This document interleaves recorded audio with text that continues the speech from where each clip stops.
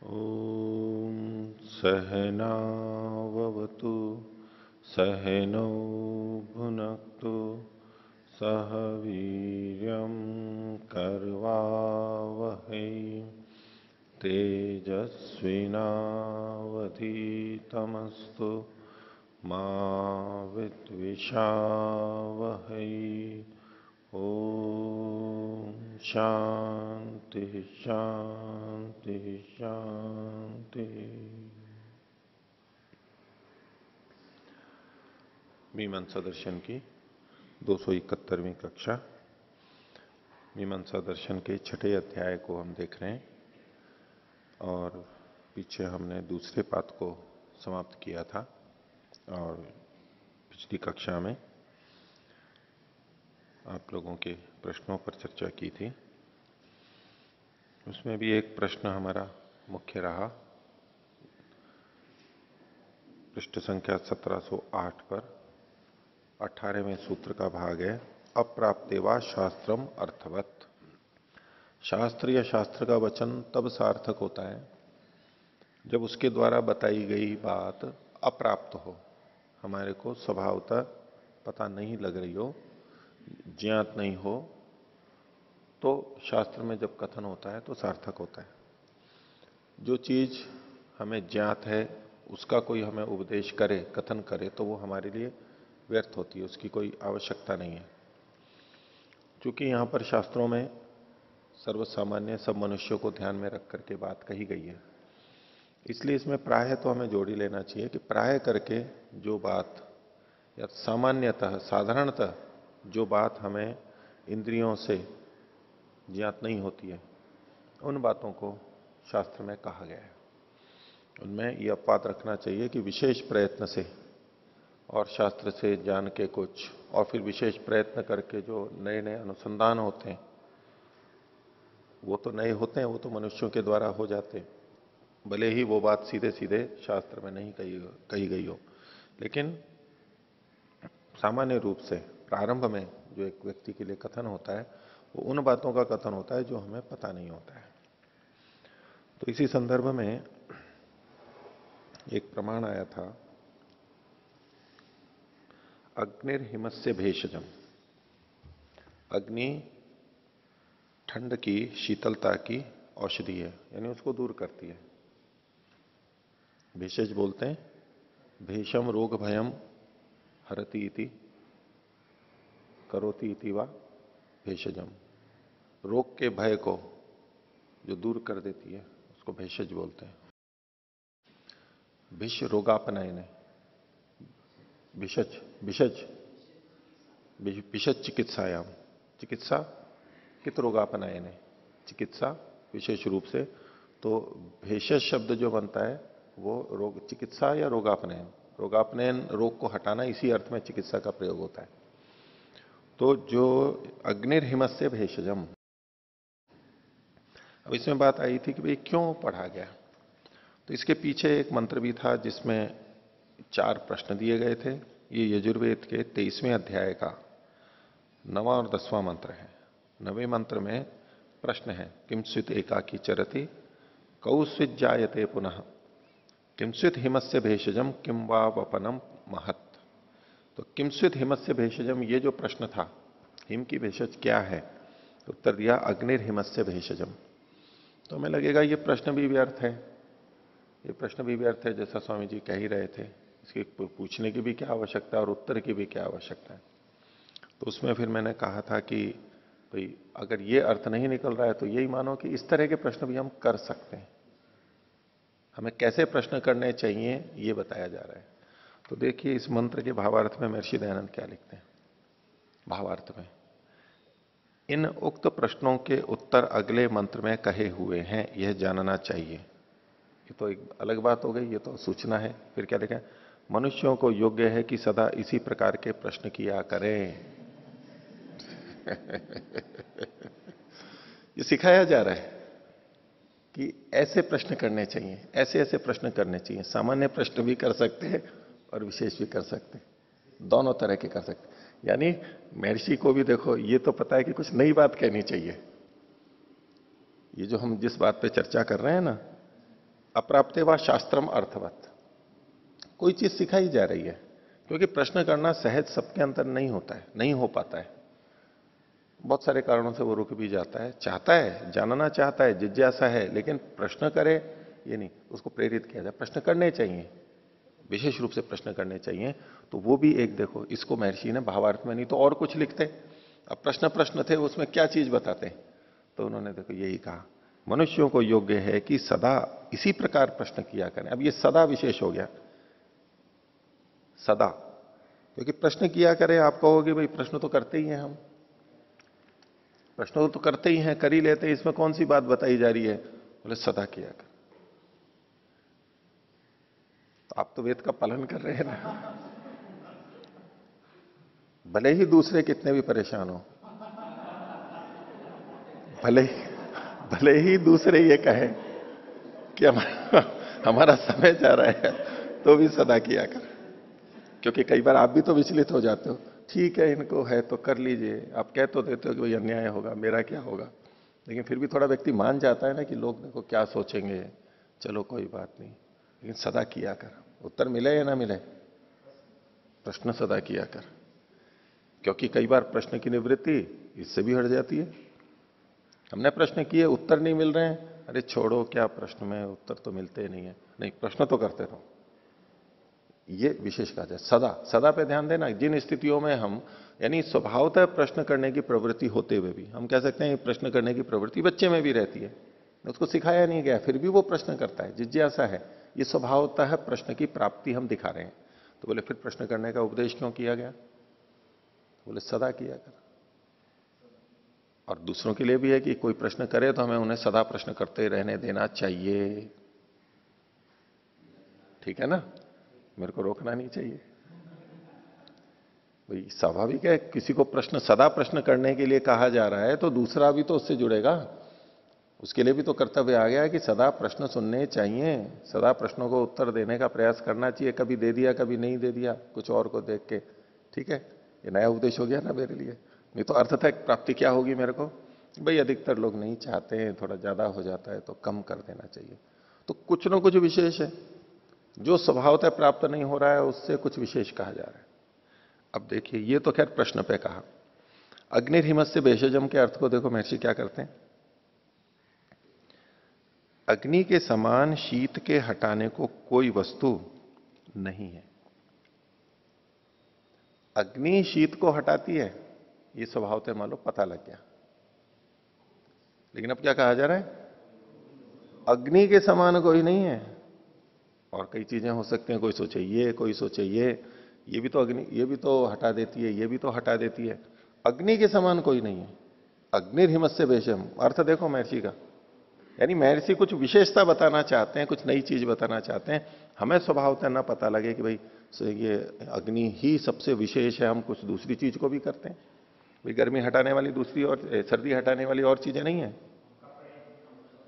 कपड़े है, कंबल है, शराब है। हाँ, जो ठंडी लगती है ना तो शराब पीते हैं, बोले वहां पर सियाचिन में और उसमें रहते हैं ना, वहां उधर ऊपर सैनिक लोग, बोले शराब के बिना तो, शराब पीने से गर्मी आती है। शराब पीने से गर्मी आती है, क्या आती है? शराब है या गर्मी, उसमें वास्तव में सबसे अच्छी कौन सी चीज है? अग्नि के समान शीत को हटाने वाली कोई वस्तु नहीं, अधिकता में भी और हितकारी दृष्टि से भी। वो अग्नि नहीं है, शराब अग्नि नहीं है।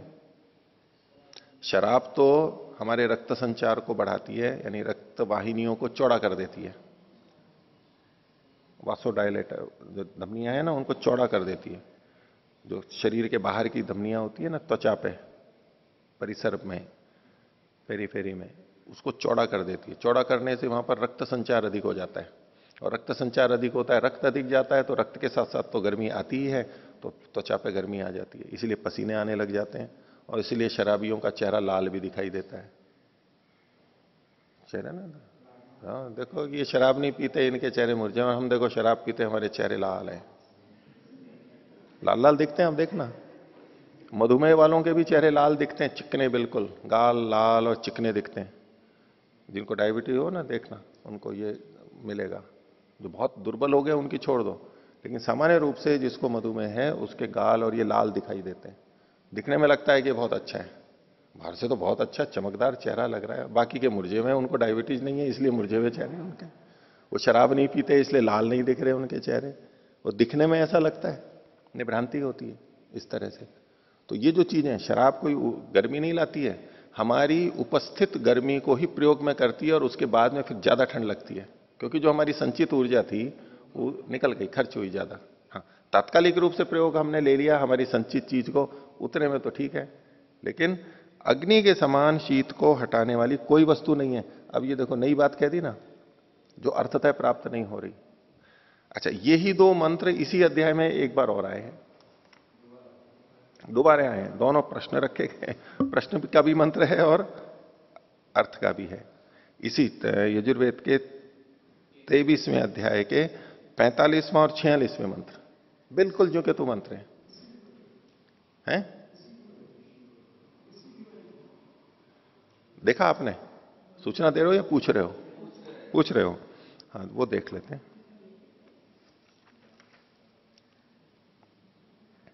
हाँ, कस्विद एकाकी चरती, इसमें जो ये जो नवा है इसमें प्रजापति ऋषि है और जिज्ञासु देवता है।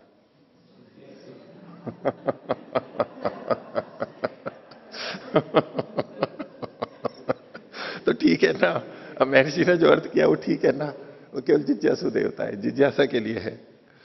और उत्तर जो है इसका 10वां मंत्र, इसमें इसमें प्रजापति ऋषि है, प्रश्नकर्ता भी प्रजापति ऋषि है, दोनों का प्रजापति ऋषि है, वहां जिज्ञासु देवता है, यहां सूर्य देवता है। इधर देखते हैं,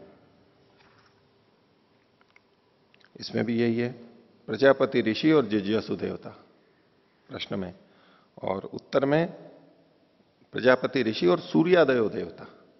यहां केवल सूर्य लिखा हुआ है, ये सूर्यादयो लिखा हुआ है, एक ही बात है, क्योंकि यहां सूर्य एकाकी चरती पहला है इसलिए सूर्य लिख दिया, वहां सूर्य आदि किया। अब देखो इससे हमको तात्पर्य भी समझ में आता है, कहीं सूर्य एकाकी चरती इस मंत्र में सूर्य देवता आया है तो हमें समझ लेना चाहिए सूर्य आदि है, क्योंकि यहां पर चंद्रमा, अग्नि और पृथ्वी के भी बारे में कहा जा रहा है, तो सूर्य देवता मतलब सूर्यादि देवता, सूर्य एक उपलक्षण के रूप में आ गया, क्योंकि यहां देखो सूर्यादि देवता एकदम स्पष्ट कह दिया, बड़ी अच्छी बात है, दिमाग खुल जाता है ना, नहीं तो हम शब्द पे अटक के रह जाते हैं, नहीं सूर्य देवता है अब उसी पे ही अटके रहेंगे कि बाकी देवता क्यों नहीं है, और उसी में सूर्य को ढूंढते रहेंगे। भाई सूर्य देवता का मतलब भी सूर्यादि देवता है, ये देखो यहां दूसरी जगह ऐसा ही लिखा हुआ है, चारों देवता माने जा सकते हैं यहां पर। अब देखो अर्थ की विशेषता देखो,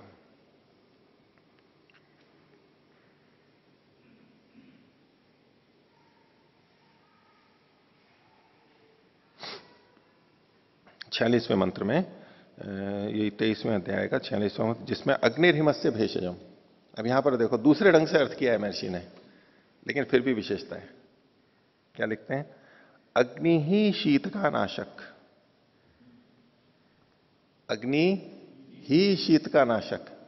भाई हम कहें कि अर्थतः प्राप्ति हो रही है, स्वभावतः अग्नि शीत का नाशक है, लेकिन क्या यहां क्या कहा गया, अग्नि ही शीत का नाशक है।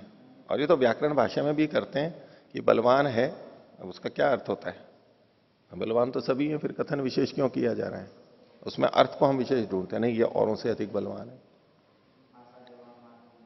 ये सब जो सारे प्रयोग हैं भाषा के, उसमें सामान्य कहा जाते हुए भी अगर हम देख रहे हैं तो भाई यहां कुछ विशेष कहा जा रहा है, ये ढूंढना होता है। देखो महर्षि ने ढूंढ लिया, एक तो वहां पीछे में क्या कहा, अग्नि के समान शीत को दूर करने वाला कोई नहीं, एक विशेषता बताई, और यहां क्या कहा, अग्नि ही शीत का नाशक है।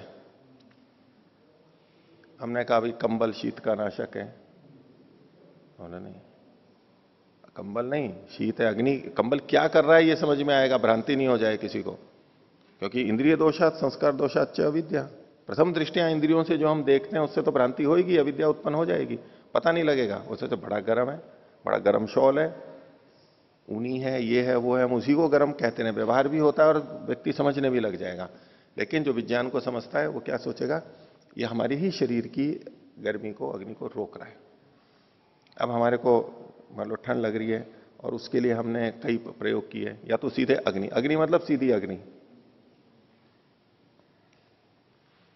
उसके लिए हम गुफा में चले गए, उसके लिए हम कमरे में चले गए, उसमें हम कंबल पहन लिया, हाथ ठंड हो रहा है उसके लिए हमने अपनी बगल में हाथ लगा लिया कि चलो गर्म हो जाएगा, सर्दी में कर लेते हैं, मुंह पे का आप भाप दे देते हैं, ऐसा कहीं ऐसा चीजें हो तो हमें सोच सकते हैं नहीं इनसे भी शीत का, ये भी शीत का उपचार है, ये भी शीत का उपचार है, बहुत सारे हैं, तो उसमें सूत्र पिरोया जा रहा है। नहीं, अग्नि ही यहां भी है, तो अग्नि ही यहां पर शीत का उपचार कर रही है।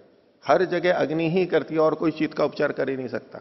उष्णता जो गुण है वो अग्नि का ही विशेष गुण है, औरों का नहीं है। अगर जल, गरम गरम जल में हम उतरते हैं, स्नान करते हैं या सोत में उतरते हैं कहीं पहाड़ पे, बोले देखो पानी से देखो मेरी सर्दी चली गई, अग्नि ही शीत की औषधि है। जल नहीं है, ये जल में स्थित अग्नि ही है, ये विशेषता बताने के लिए, जो कि सामान्यतः हमें पता नहीं लगती। तो शास्त्र की कोई भी चीज हो, अगर हमें सामान्य लग रही है तो उसमें विशेष खोज लेंगे हम, दिखेंगे। और देखो महर्षि के अर्थों से आप इन दो एकदम छोटे से बात थी है, और मेरे मन में बार बार प्रश्न उठता है, अग्निर्हिमस्य भेषजम, ये मेरे मन में कब से होता था, पिछली बार भी मीमांसा पढ़ते और ये आती है, ये तो सामान्य बात क्यों कह दी है, ये सामान्य बात क्यों कह दी है, इसमें क्या विशेषता है। ये तो मंत्र उठा के देखे नहीं थे, महर्षि के दोनों अर्थों को देखते ही क्या पता लग गया। इन वाक्य रचना से नहीं लग रहा कि महर्षि कुछ विशेष कहना चाह रहे हैं, नहीं तो यूं ही बोल देते ना, अग्नि हिम की भेषज है, जैसा मंत्र में था वैसा ही बोल देते, ये ही क्यों लगा दिया, और अग्नि के समान ये क्यों लेकर के आए वो, क्योंकि उनको पता था ये तो सामान्य चीज है, इसके लिए वेद का कथन नहीं है। वेद कह रहा है किसी सामान्य बात को भी तो इसमें कुछ विशेष बात है, ये इनके वाक्यों से पता लगता है। इसी सूत्र के इसी बात को अप्राप्ते व शास्त्रम अर्थवत, अप्राप्त होने पर ही शास्त्र अर्थवत होता है। तो महर्षि के अर्थ भाष्यवादी ऐसे ही मिलेंगे जहां की कुछ विशेष कहा जा रहा है जो हम सामान्यतः प्राप्त है, और वहीं हमारी दृष्टि जाएगी कि ये चीज कहना चाह रहे हैं। नहीं तो इन दोनों वाक्यों को पढ़ते हुए भी अग्नि ही हिम शीत का नाशक है, बस यूं समझेगा अग्नि शीत का नाशक है, ही पे जोड़ नहीं जाएगा उसका, और अग्नि के समान, समान पे भी जोड़ नहीं जाएगा, बस अग्नि हिम का नाशक है, जैसा मंत्र में कहा वैसा ही अर्थ ले लेगा व्यक्ति, अगर सब इस सामान्य विशेष का ध्यान है। ये कसौटी सदा रहेगी, ये तो सामान्य बात है, ये क्यों कहा जा रहा है यहां पर। तो देखो वाक्य रचना से पता लगता है कि महर्षि के भी मन में ये बात तो थी, ये सिद्धांत था। आप और भी महर्षि के भाष्यों को देख लीजिए, कहीं भी इस तरह की कुछ ना कुछ वहां पर वो अलग करके दिखाते कि नहीं यहां ये चीज कही जा रही है, यहां ये चीज कही जा रही है। तो इस सिद्धांत को मीमांसक तो मानते ही, अप्राप्ते व शास्त्रम अर्थवत, अप्राप्त होने पर ही शास्त्र अर्थवत होता है, नहीं तो निरर्थक हो जाएगा। ठीक है, फिर भी ये विषय और विचारने की बात है कि हमें कहीं कहीं ऐसे ऐसे उदाहरण अगर मिलते हैं तो हमें भी इसी तरह अर्थ करना चाहिए जैसे महर्षि ने अर्थ किया, विशेष लाते हुए कुछ विशेष बात कही जा रही है। ठीक है, हाँ, किन्हीं को कुछ पूछना है तो पूछे सकते हैं। इस विषय में आचार्य, हाँ चलिए अभी इस वक्तव्य से ये समझ में आया विशेष अर्थ है। सामान्य रूप से हम हिम से बचने के लिए या ठंडे से बचने के लिए जो जितने भी आलंबन लेते हैं उसको बच, ये कंबल आदि का, तो वो कंबल आदि जो कृत्रिम द्रव्य ये करते हैं कि अपने शरीर की गर्मी को रोक लेते बाहर जाने से, या बाहर की ठंड से, ठंड अंदर आने के बीच में एक दीवार का काम करते हैं। तो उस रूप से वो भेषज नहीं कहलाएगा। जो अग्नि स्वाभाविक रूप से उष्णता होती है उसमें, तो वहां से जो उष्णता आती है शरीर के अंदर, वो भेषज रूप में माना गया। ये विशेषता बता, यानी हम भ्रांति में ना चला जाए। प्रथम दृष्टया हमें कंबल आदि भी गर्मी उत्पन्न करने वाले शीत की औषधि लगेंगे और प्रयोग भी किए जाएंगे, लेकिन उसमें समझ ये रहे कि वास्तव में तो अग्नि ही हमारे को शीत से बचाती है, उसके समान और कोई नहीं है, और वो ही बचाती है। अब पृथ्वी के तो बाकी 5 महाभूति तो आप लेंगे, सूक्ष्म इंद्रियां और कर्म इंद्रियां और मन, उनमें तो कोई शीतता उष्णता की कोई बात ही नहीं है। वहां तो 5 महाभूत हैं, उसमें भी अग्नि ही है, और जो जल और पृथ्वी में भी है वो नैमित्तिक उष्णता मानी जाएगी। जो उष्णता है भी तो अग्नि के निमित्त ही मानी जाएगी, अग्नि ही भेषज है। अब हम इसको कह सकते हैं, अब वैशेषिक का है बुद्धिपूर्वा वाक्य कृतिर्वेद है तदवचनात् आमनाय से प्रामाण्यम। तो आमनाय में कहां पर यह आया कि अग्नि का गुण उष्णता है, कहां कहा गया? तो बस ऐसे ही संकेत ऋषियों ने लिए इस तरह के वचनों से, नहीं ये ही है और किसी में ये गुण नहीं है, यही ये गुण उद्भूत होता है, प्रकृति का है, लेकिन अग्नि के रूप में जब वो कार्य जगत बनता है तब ये उद्भूत होता है, ये गुण प्रकट होता है। ऐसे ऐसे सिद्धांत निकलेंगे, इसका स्रोत मूल हम वेद से ढूंढ सकते हैं क्या, देखो यहां से ये बात निकल रही है। रमन जी, जो आप भावार्थ बोल रहे थे कि मनुष्य को चाहिए कि सदा प्रश्न इसी तरह किया करे, तो ये दोनों जगह आया इसी तरह, पहले वाले मंत्र नहीं, दूसरे में नहीं था, इसीलिए तो मैंने नहीं बोला।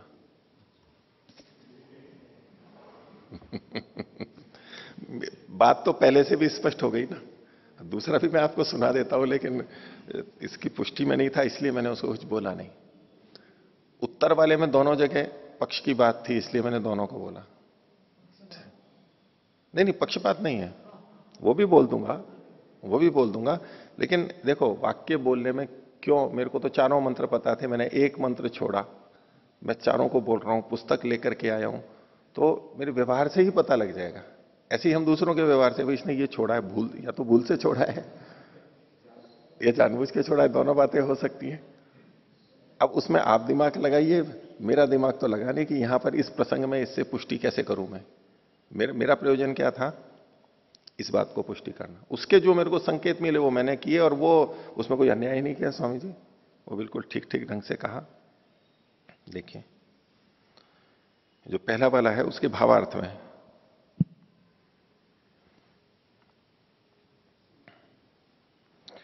बिना सहाय के कौन भ्रमता, यानी कस्वित एकाकी चरती, इसका अर्थ है बिना सहाय के कौन भ्रमता, भ्रमण करता, कौन फिर उत्पन्न होता, शीत की निवृत्ति करता कौन, और बड़ा उत्पत्ति का स्थान क्या है, इन सब प्रश्नों के समाधान अगले मंत्र से जानने चाहिए।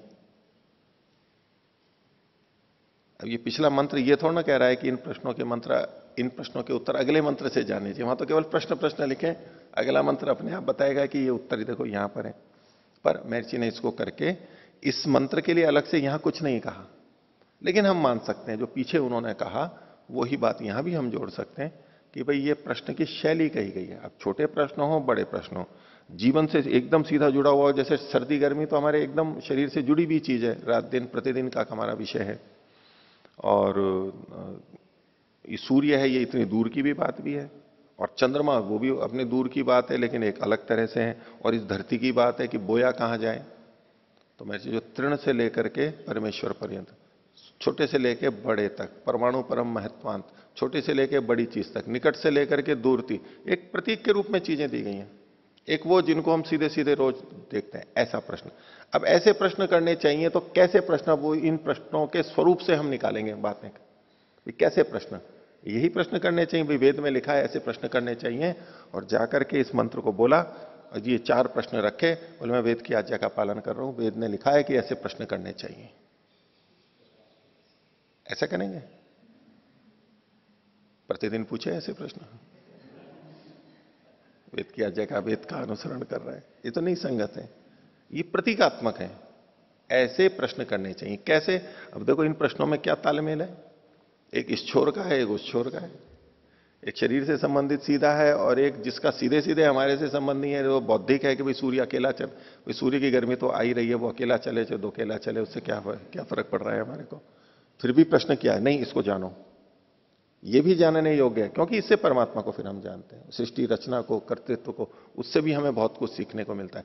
केवल अपने से जुड़ी चीजें जो हैं, हमारी इंद्रिय, शरीर और इससे जुड़ी भी चीजें, केवल उसी से संबंधित प्रश्न नहीं करने हैं हमारे को, मननशील होके ये जो दिख रहा है इसके बारे में भी प्रश्न कर रहे हैं, ये संकेत है हमारे को। इसमें प्रश्न कैसे कैसे करने चाहिए, इन्हीं में ढूंढ सकते हैं हम बहुत सारी चीजें। भाई घूमता तो सूर्य भी है, घूमता तो चंद्रमा भी है। अब सूर्य तो उस तरह से नष्ट होकर के आता नहीं है जैसे कि चंद्रमा हो जाता है, ये दोनों में क्या अंतर है, क्यों ऐसा होता है, अब यही तो खोज का विषय बन जाता है। फिर वो वैज्ञानिकों ने खोज लिया, बता दिया, तो ये भी प्रश्न करने चाहिए, इसमें समय लगाना, ऐसे प्रश्नों को करना व्यर्थ नहीं है। वैसे इससे क्या लेना देना हमारे को, आध्यात्मिक व्यक्ति भी कह सकता है भाई आत्मा परमात्मा, इससे क्या लेना देना है हमारे को, इन सबको क्यों जाने, बस हमारे को तो मन की साधना करनी, इससे क्या फर्क पड़ेगा। नहीं, उसका भौतिक जगत से और पारमार्थिक दोनों ही दृष्टियों से इसका उपयोग किया जा सकता है, होता है। उस सब के लिए इन प्रश्नों की महत्ता है कि हमें ऐसे ऐसे प्रश्न करने चाहिए, निरर्थक नहीं है ये बहुत सारी सीख आ गई ना। कुछ सीख होती है सीधे कह करके, ऐसा करो ऐसा मत करो, और कुछ सीख होती है करते हुए, व्यवहार में वैसा करते हुए उपदेश दिया जाता है। तो ऐसे प्रश्न सीधे खड़े करके परोक्ष रूप से कहा जाए, यहां ऐसे मंत्र में थोड़ा ना लिखा है कि हमें प्रश्न करने चाहिए, हमें विविध प्रकार के प्रश्न करने चाहिए, हमें शरीर से संबंधित प्रश्न भी करने चाहिए, हमें अंतरिक्ष से संबंधित प्रश्न भी करने चाहिए, इस भाषा में थोड़ा ना लिखा हुआ है ये। उपदेश वो भी होता है और उपदेश ऐसे भी होता है। उसी में से हम खोज लेते हैं कि अच्छा ये चीज कहना चाह रहे हैं। कुछ चीजें प्रत्यक्ष कही गई हैं, कुछ चीजें परोक्ष रूप से कही गई हैं। दोनों ही तरह से भाषा का प्रयोग है। हम लोक में भी ऐसा करते हैं, वेद में भी ऐसा ही है, भाषा का प्रयोग ऐसे होता है और हम उसी से सीख करके ऐसा ही हम प्रयोग भी करते हैं। तो हर चीज की अपेक्षा सब सीधे सीधे कहा जाए तो ही माना जाएगा कि यहां पर प्रश्न करने के लिए है, नहीं, इस भाषा में भी कहा जाएगा। और ऋषि को देखो ऐसा ही दर्शन हुआ था, हमें इस प्रकार के प्रश्न करने चाहिए, यही उपदेश हो गया इस मंत्र का। हाँ। ओम। अच्छा जी, ये केवल मेरी कल्पना है, मैं इस रूप से सार्थकता मान रहा हूं। वहां प्रश्न कस्विद एकाकी चरति, इस प्रश्न का सूर्य एकाकी चरति, ये कहा है आचार्य जी। एकाकी जो शब्द होता है ये एक बिना सहाय के प्रत्यय में काकिनेश प्रत्यय होता है, और बाकी ग्रह तो घूमते हैं परंतु वो सूर्य की सहायता से घूमते हैं। सूर्य अपने आप में बिना सहायता के किसी स्वयं घूमता रहता है, किसी की आधार की बिल्कुल आवश्यकता बिल्कुल नहीं। यही, बिल्कुल यही। हम असल में उसकी चर्चा नहीं कर रहे, हम अग्निर्हिमस्य से भेषजम पे देखो महर्षि ने क्या लिखा है भावार्थ में। आप भी पढ़ के तो नहीं आए होंगे, लेकिन फिर भी देखो बात निकल रही है। मैंने भी कल बोला था तो मैं कोई पढ़ के थोड़ा ना आया था कि ये यहाँ ऐसा है, ध्यान था मेरे को तो ऐसा होता है, ऐसा होना चाहिए। एक शैली है तो उससे लगता है कि नहीं ये हो सकता है। देखो भावार्थ में क्या लिखते हैं, हे विद्वानों, सूर्य अपनी ही परिधि में घूमता है, किसी लोकांतर के चारों ओर नहीं घूमता। सूर्य एकाकी चरती का मतलब ये, एकाकी का मतलब यहां पर उसी तरह से लिखा है अकेला। अकेले को संस्कृत में इन्होंने लिखा है असहाय, बिल्कुल वही अर्थ है, यही अर्थ होता है, वही जो बात कह रहे हैं। तो जब हमें मंत्रों की और भाषा की शैली, एक तो संस्कृत भाषा भी आती हो और साथ में ऋषियों के ग्रंथों को पढ़ते पढ़ते कि भाई इस तरह से किया जाता है, ऋषियों की दृष्टि हमारे को लगती है कि ऐसे अर्थ करते हैं, दर्शन भी देख लिए तो एक, या पढ़ते हैं भाष्य पढ़ते हैं तो लग जाता है कि हाँ ये अर्थ आना चाहिए यहां पर। वो एक भाव, उनकी शैली, तरीका, दृष्टि हमारे को प्राप्त हो जाती है और हम उतना नहीं, लेकिन उस कहीं कहीं चीजें हम उनके आसपास या उन जैसी बिना बताए भी हमारे को वो की वो प्राप्त हो जाती है।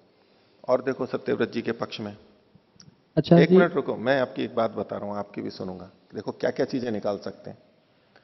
सत्यव्रत जी को कह नहीं, एक एक प्रश्न ही पूछिए, एक प्रश्न पूछिए और फिर एक उत्तर दिया जाएगा आपको। एक साथ अनेक प्रश्न नहीं पूछ सकते, नहीं 4 प्रश्न भी पूछ सकते हैं एक साथ,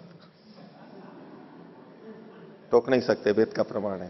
पहले 4 प्रश्न पूछे और फिर 4 उत्तर दिए गए हैं। और जिसको समझ में नहीं आ रहे, 4 प्रश्न याद नहीं आ रहे, वो उसकी समस्या है। हाँ वो कह सकता है कि भाई आप एक एक प्रश्न को दो और मैं एक का उत्तर दूंगा। प्रश्न की शैली है, देखो 4 प्रश्न एक साथ किए और 4 प्रश्न के उत्तर एक साथ दिए, दोनों ही बातें। हाँ सत्यव्रत जी। आचार्य जी, सूर्य भी घूमता है, जो हमारी आकाश गंगा है, गैलेक्सी के केंद्र के चारों ओर सूर्य घूमता है, एकाकी मतलब वो नहीं चलता। किसी लोक के चारों ओर नहीं घूमता जी, किसी लोक के चारों ओर नहीं घूमता, आकाश गंगा केंद्र से तो घूमता है, जी, लेकिन वहां कोई वो द्रव्य नहीं है जिसके चारों ओर घूमता है। दोनों में अंतर देखो। देखो इन्होंने क्या पकड़ा इसमें कि सूर्य अपनी ही परिधि में घूमता है। अब अपनी ही परिधि में घूमता है मतलब तो ये घूर्णन जिसे बोलते हैं, अपने एक केंद्र पर। ठीक एक्सियल है, मोशन जी, अब इससे क्या आया कि शायद वो परिभ्रमण नहीं करता है। वो भी करता है। मेरी बात सुनो, ऐसी मन में शंका आई, उसी को तो ये बता रहे हैं और उसका निवारण मैं कर रहा हूं। देखो भाष्य में प्रयोग करने से, भाषा का पहला वचन क्या है, सूर्य अपनी ही परिधि में घूमता है। अब इससे दूसरा निकालेंगे कि पृथ्वी आदि जो हैं वो अपनी परिधि में भी घूमते हैं और सूर्य के चारों ओर भी घूमते हैं। तो ये तात्पर्य क्या चला गया कि सूर्य, इनको पता नहीं है कि सूर्य भी गोल घूमता है, जिसको बताने के लिए ये बोल रहे हैं, इन्होंने जो हाथ खड़ा किया यही तो बता रहे हैं ये देखो ये यहां अधूरी बात कही गई है। ठीक है, एक पक्ष हुआ। आगे देखो क्या लिखा है, किसी लोकांतर के चारों ओर नहीं घूमता, इसका मतलब यह है किसी लोकांतर के चारों ओर नहीं घूमता। तो सूर्य, ठीक है, आकाश गंगा पूरा सौरमंडल है, वो एक आकाश गंगा में घूम रहा है, आकाश गंगा के केंद्र के चारों ओर घूम रहा है, ठीक है। केंद्र में क्या है? ये तो स्पष्ट नहीं अभी बताया नहीं गया है। ये बात बताई जा रही है कि वो किसी लोक के चारों ओर नहीं घूम रहा, चारों ओर तो घूम रहा है। ये जो वचन है कि अपनी ही परिधि में घूमता है, इसका ये अर्थ नहीं निकालना कि यहां कहा जा रहा है केवल घूर्णन कर रहा है, परिभ्रमण नहीं कर रहा है, उसके निषेध में नहीं लेना है इसका मतलब, जो कि आगे स्पष्ट कर दिया है। दोनों को मिला करके क्या तात्पर्य हुआ कि वो किसी लोक के चारों ओर नहीं घूम रहा है, बीच में कोई मास हो, द्रव्यमान हो और उसके चारों ओर घूम रहा है, ये नहीं है, ठीक है। वो किसी केंद्र पे घूम रहा है, आकाशगंगा में चारों ओर घूम रहा है, जैसा आज के वैज्ञानिक मानते हैं, मान लिया, लेकिन ऐसे किसी केंद्र को, यानी किसी द्रव्य, किसी लोक के को केंद्र मान करके नहीं घूम रहा है। ये इन दोनों वाक्यों को देख करके हमें पता लगता है। नहीं तो फिर यहां पर हमारे को हो जाएगा कि भाई ये तो परिधि में लिखा है, परिभ्रमण को तो वो मानते ही नहीं थे, वेद के अनुसार तो नहीं होता है, या हम कहने लगेंगे इसको मानते हैं तो बोले नहीं, वैज्ञानिक गलत बोलते हैं कि वो परिभ्रमण करता है, वो तो केवल अपनी परिधि में ही घूमता है। इस तरह अतिशयोक्तिपूर्ण या गर्भोक्ति भी हम कर सकते हैं। तो एक अंश को अगर पकड़ लेंगे तो अगला वाक्य भी जो कहा जा रहा है वो दोनों मिलाकर के इस बात को कह रहे हैं, और उससे तो हमारे को तालमेल लगना चाहिए। हाँ बोलो। यहाँ पे कुछ वैज्ञानिकों का ऐसा अनुमान है कि वो जो है, जो जिसके चारों ओर केंद्र में, जो आकाशगंगा के केंद्र के चारों ओर घूमता है, तो आकाशगंगा के केंद्र में ब्लैक होल हो सकता है। ये इस पे ये प्रमाण नहीं है, मतलब इसका अभी प्रमाणित नहीं किया जा चुका है। परंतु सूर्य जो परिभ्रमण करता है, घूर्णन तो करता है या परिभ्रमण करता है, ये तो प्रमाणित हो चुका है प्रयोगों द्वारा। इसका मना नहीं कर रहे हैं ना। इस वाक्य से सूर्य के परिभ्रमण का निषेध नहीं लेना चाहिए, ये निषेध नहीं कर रहा है।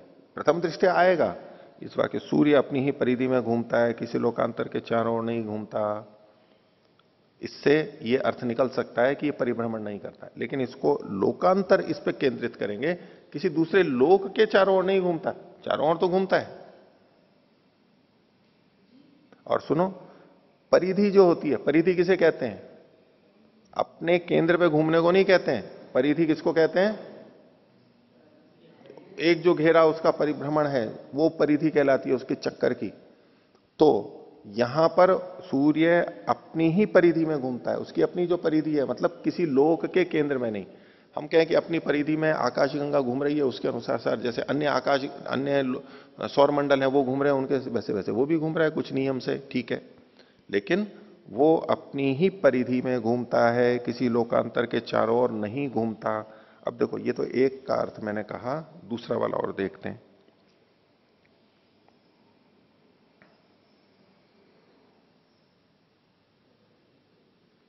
ये जो दो जगह मंत्र है ना, दोनों जगह, तो इसमें जो 10वां मंत्र था उसमें भावार्थ में क्या लिखते हैं?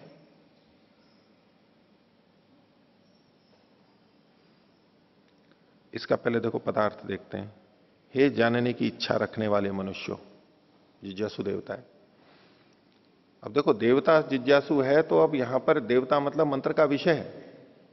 ये जो प्रश्न और उत्तर है ये मुख्य नहीं है यहां पर। जिज्ञासु, जिज्ञासा कैसे होनी चाहिए, उत्तर कैसे दिया जाना चाहिए, कैसे पूर्ति होती है, सीधे सटीक उत्तर, सीधे सीधे, जिज्ञासु को देवता बनाया गया है यहां पर। तो क्या लिखते हैं? सूर्य बिना सहाय अपनी कक्षा में चलता है। सूर्य बिना सहाय अपनी कक्षा में चलता है। कक्षा तो है, कक्षा मतलब वही परिधि जो हो गई, उस कक्षा में बिना सहाय के चलता है। क्योंकि बाकी जो लोग हैं, यानी सौरमंडल के जो है, वो सहाय से चलते हैं। अब देखो हिंदी में क्या अर्थ लिखते हैं भावार्थ में, ये तो मैंने हिंदी का पदार्थ पढ़ा था। भावार्थ में क्या लिखते हैं? इस संसार में सूर्य लोक अपनी आकर्षण शक्ति से अपनी ही कक्षा में वर्तमान है। अपनी आकर्षण शक्ति से अपनी ही कक्षा में वर्तमान है, दूसरे की आकर्षण शक्ति से नहीं, अपनी ही आकर्षण शक्ति से अपनी ही कक्षा में वर्तमान है, और उसी के प्रकाश से चंद्र आदि लोक प्रकाशित होते हैं। बाकी सब इसके आकर्षण से चल रहे हैं, लेकिन सूर्य किसके आकर्षण से चल रहा है? अपने स्वयं के। अब ये एक अलग वैज्ञानिक व्याख्या हो सकती है कि विस्तृत में, कि वास्तव में वो अपने कहने का तात्पर्य क्या है। हो सकता है हम जो समझ रहे हो वो अपने का अर्थ ठीक नहीं समझ रहे हो, लेकिन जो खोजा जाएगा उसमें भी ये अपने ढंग से घूमता है, वो चीज समझनी चाहिए, क्योंकि यहाँ पर सीधे सीधे कही जा रही है। और इस वाले में बाद वाला जो था, यानी 46 वाला था, इसके पदार्थ में देखो, भावार्थ तो मैंने पढ़ ही दिया था। हे जिज्ञासु, जानने की इच्छा करने वाले पुरुष, सूर्य है, सूर्यलोक अकेला एकाकी चरती स्वपरिधि में घूमता है, स्वपरिधि में घूमता है। फिर तो चंद्रमा का वर्णन आ गया। तो अकेला असहाय स्वपरिधि में घूमता है, ये बात कही गई। ठीक है, हालांकि तो अब इसकी व्याख्या तो वैज्ञानिक या विज्ञान को जानने वाले जो अंतरिक्ष विज्ञानी हैं वो ज्यादा अच्छी तरह कर सकते हैं। हम अपने ढंग से जितना जानते हैं इसकी कुछ व्याख्या करते हैं। भाई नहीं, वाक्यों में, रचना में कुछ सधा हुआ तो है, एकदम ठीक ठीक कुछ लिखा जा रहा है, यूं ही नहीं बोल दिया है। एक एक शब्द और जो प्रयोग किए गए, हमने भावार्थ भी देखा, ये भी देखा, कुछ नई चीज कही जा रही है। हाँ आचार्य जी, अन्य तारों के आकर्षण से उसका परिभ्रमण होता है, अपने आप कोई भी वस्तु स्थिर नहीं रह सकती है और नीचे गिर जाएगी। अन्य तारे हैं आकाशगंगा के, उनका जो आकर्षण है, ग्रेविटेशनल फोर्स, बल ही जो है वो परस्पर आकर्षण है, परस्पर आकर्षण मुख्य है। लेकिन देखो उसमें अंतर क्या है कि एक तो सूर्य के चारों ओर अन्य हैं, उपग्रह है, ये आपस में भी लेते हुए और सूर्य से जुड़ करके चल रहे हैं, लेकिन केंद्र सूर्य ही है। इनका इस तरह से अन्य तारे सूर्य से जुड़े हुए नहीं है, इस तरह से नहीं है। हाँ, परस्पर एक दूसरे से जुड़ते हुए चल रहे हैं, ये तो कह सकते हो। जैसे कि सूर्य के चारों ओर अन्य ग्रह जो पृथ्वी, चंद्र अथवा तो शुक्र, बृहस्पति आदि हैं, इनमें भी तो आपस में रहता है। जी जी। लेकिन मुख्य केंद्र सूर्य रहता है। ऐसे ये जो तारे हैं ये परस्पर एक दूसरे के यूं घेरे में नहीं घूमते हैं। अब तक जो वैज्ञानिकों से पता लगता है वो मिल करके कहीं केंद्र से घूम रहे हैं, तो वो अंतर तो यहां पर दोनों में दिखाई दे ही रहा है। ठीक है, और कोई पाठ से संबंधित प्रश्न? लोक लोकांतर क्या लेंगे? जैसे ये सूर्य जो घूमता, लोक लोकांतर, लोक ये वाले और अन्य लोक, लोकांतर जो गैलेक्सी में, और लोकांतर मतलब अपने से भिन्न लोक। जो सूर्य के लिए कहा ना, किसी लोकांतर के चारों ओर नहीं घूमता। जैसे द्वीप, द्वीपांतर, द्वीप में जिसमें हम रह रहे हैं, द्वीपांतर मतलब हमारे से भिन्न। नगरांतर में गया है, दूसरे नगर में हमारे, तो लोकांतर मतलब अपने से अतिरिक्त जो लोक है उसमें। तो सूर्य अन्य किसी लोक में, जैसे पृथ्वी अन्य लोक यानी सूर्य लोक के चारों ओर घूमती है, ऐसे वो किसी दूसरे लोक के चारों ओर नहीं घूमता। ये बात कही गई है। हाँ। हाँ। जी, पाठ में से 1721 पृष्ठ में 1721। हाँ जी, 26वां सूत्र है, दर्शनात् काल लिंगानाम काल विधानम। तो यहाँ पर जो सूत्र में काल लिंगानाम बहुत सारे लिंगों को बताया गया है, और यहाँ पर तो एक ही लिंग दिया गया है। ठीक है, ये तो बहुत सारे प्रमाण है ना। दर्श और पूर्णमास दो हो गए ना, दो अलग अलग काल हो गए।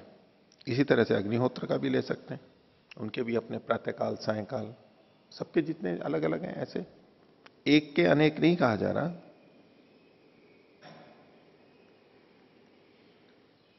विहित काल के लिंग अनेकों में देखने पड़ेंगे। हाँ ठीक है जी, और इसमें ही भाष्य में दूसरी पंक्ति है,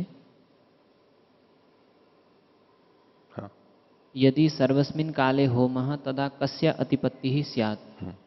तो ये पीछे 595 पृष्ठ में भी ऐसा एक वाक्य आया था, तो फिर उसमें 595 में, हाँ, हाँ, तो वहां पर भी ऐसा ही एक वाक्य आया था। तो वहां पर ये आपने बताया था कि ये अतिपत्ति तो होगी ही, तो फिर उसको अलग ढंग से संगति लगाई थी। तो यहाँ पर भी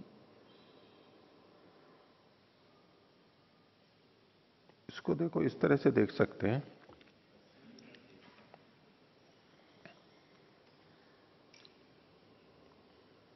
यदि सब काल में, यानी इसका देखो मूल बात यह है कि सिद्धांति क्या समझाना चाह रहा है और क्या चीज उसके पक्ष में जा रही है, उसके अनुसार से हम यहां पर अर्थ देखेंगे।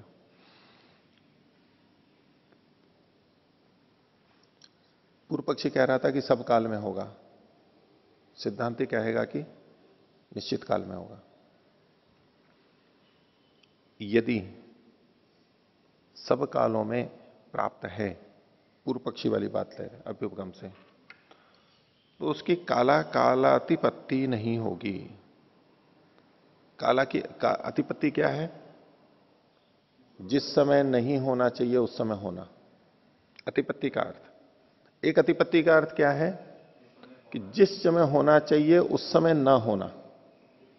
अभी जो प्रश्न उठ रहा है ना आपको, वो इस अर्थ के कारण से है। जब हम कहेंगे कि जिस समय होना चाहिए उस समय नहीं होना, तो यदि सब कालों में है तो अतिपत्ति तो हो ही नहीं सकती। क्यों नहीं हो सकती? नहीं, बोले अतिपत्ति तो हो जाएगी वहां भी, क्योंकि मान लो पूर्णमासी को करना चाहिए, किसी दिन नहीं किया तो भी तो काल की अतिपत्ति हो गई। ऐसा मानेंगे तब तो हमें क्या लगेगा कि नहीं, अतिपत्ति तो वहां पर भी है। लेकिन अतिपत्ति का दूसरा अर्थ क्या है? जिस समय नहीं करना चाहिए उस समय करना। दो अर्थ क्या हुए? जिस समय करना चाहिए उस समय ना करना, ये एक अतिपत्ति, इसको अलग कर दो। दूसरा है कि जिस समय नहीं करना चाहिए उस समय करना, ये अतिपत्ति। यहां ये दूसरा वाला अर्थ है कि अब मान लो किसी दिन छूट भी गया तो छूट गया तो छूट गया, लेकिन अगले दिन जब किया तो कालातिपत्ति नहीं, उस दिन भी प्राप्त था, अगले दिन भी प्राप्त था, प्रथमा को भी, द्वितीया को भी, पंचमी को भी, सब तिथियों में प्राप्त था, तो काल की अतिपत्ति कहां हुई? इस दृष्टि से देखेंगे तो ये संगत लगेगा। और वहां भी अगर समस्या है तो हम इस तरह से अर्थ करके संगति लगा सकते हैं। वहां ये अर्थ नहीं सूझा होगा शायद, ऐसे कर सकते हैं ना। चलो उसको देखेंगे फिर कि यदा, क्योंकि इनका वाक्य संगत तो तभी होगा ना अगर हम पहला वाला अर्थ लेते हैं। तब तो वो दिन छूटा तो बोले छूट, दिन तो यहां पर भी छूट गया, फिर ये ऐसा वचन कह कैसे सकते हैं? देखो ये तो नहीं बोल सकते ना ऐसा। तो इनका वचन तभी संगत होगा जब हम ये दूसरा वाला अर्थ लेंगे। यदि सर्वस्मिन काले होमस तथा कस्य अतिपत्ति स्यात् तस्माद अपि न सततम अभ्यास, फिर तो अतिपत्ति की बात ही नहीं है, लेकिन अतिपत्ति का कथन किया जा रहा है। जी, इसमें अगर जो सतत कह रहा है, तो अगर बीच में हमने एक दिन छोड़ के दूसरे दिन किया तब भी बीच में जो सतत हो गया उसमें तो उसका तो खंडन हो ही गया। मतलब जो एक निरंतर होना था उसके बीच में एक अंतर आ गया छोड़ने वो तो से। खंडन हो ही गया उसका, उतने अंश में तो खंडन हो ही गया कि होता है नहीं। लेकिन पूर्व पक्षी ये कहेगा ना कि ठीक है हो गया, लेकिन अतिपत्ति के अंदर यहां पर ये प्रायश्चित कहा जा रहा है ना, दोष माना जा रहा है कि ना, स्वर्गालोकाच्छिद्यते। वो कहेगा कि ये जो अतिपत्ति है, देखो अतिपत्ति हुई है, सदा ही करना चाहिए, क्योंकि उसको छोड़ने पर यह प्रायश्चित कहा जा रहा है, या दोष दिखाया जा रहा है कि वो स्वर्गलोक से च्युत हो जाता है। तो इससे पूर्व पक्षी अपनी बात को सिद्ध करना चाह रहा है ना। अगर पूर्व पक्षी ये कहेगा, यदि, ये तो सिद्धांति कह रहा है, मैं कह रहा हूं पूर्व पक्षी भी तो कह सकता है इसको, इस उदाहरण को लेकर के, भाई ये जो दोष दिखाया जा रहा है कि स्वर्गलोक से च्युत हो जाएगा, इसका मतलब है कि छोड़ना नहीं चाहिए, हमेशा करना चाहिए। छोड़ने में दोष दिखाया जा रहा है। सिद्धांति तो इसलिए कह रहा है कि देखो पूर्णमासी और अमावस्या के दिन छोड़ने में कहा निषेध बता रहा है, इसलिए केवल उसी समय करना चाहिए। वो ये सामान्य रूप से लेगा कि छोड़ने में दोष बताया जा रहा है, इसका मतलब है छोड़ना नहीं चाहिए, मतलब सदा करना चाहिए। वो बात को यूं खींच करके ले जा सकते हैं। तो ये जो दूसरी पंक्ति है, ये यदि सर्वस्मिन काले होमः, इसका मतलब है सीधे सीधे ये पूर्व पक्षी की बात को ले रहा है। ये इसकी व्याख्या नहीं कर रहा है। ये मंत्र तो खैर लिंगम च भवती बता दिया। अब ये एक बात कह रहा है, अब यदि सर्वस्मिन काले होमः तदा, तब तो अतिपात होगा ही नहीं। यानी जब जब भी होगा तब तब निर्दिष्ट काल में ही होगा, अनिर्दिष्ट काल में नहीं होगा।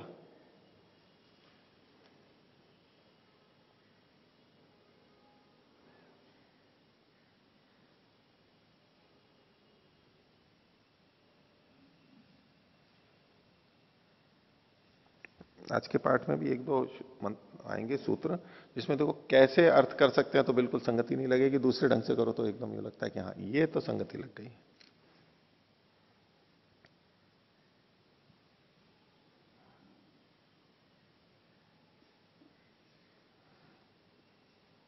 अतिपत्ति के दो अर्थ,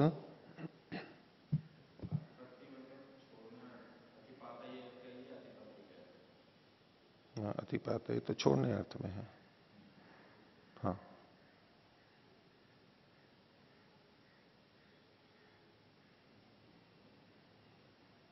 विहित काल छोड़ना, ठीक है शब्द उसमें, और इसमें हम दूसरा अर्थ ले रहे हैं अविहित में करना।